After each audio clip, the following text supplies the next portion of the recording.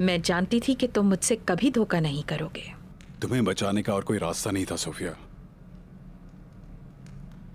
यानी वो सब झूठ था? हमारे पास बड़े नजरियात हैं जो हमें आपस में जोड़े रखते हैं। सिर्फ नजरियात ही नहीं है,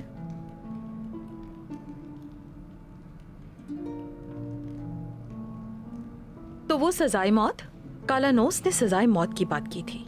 क्या आप ऐसा चाहते हैं? हाँ बेटी, बिल्कुल। मुझे उस्मान और दिगर के सामने फांसी देना होगी। मैं ऐसा नहीं होने दूंगी।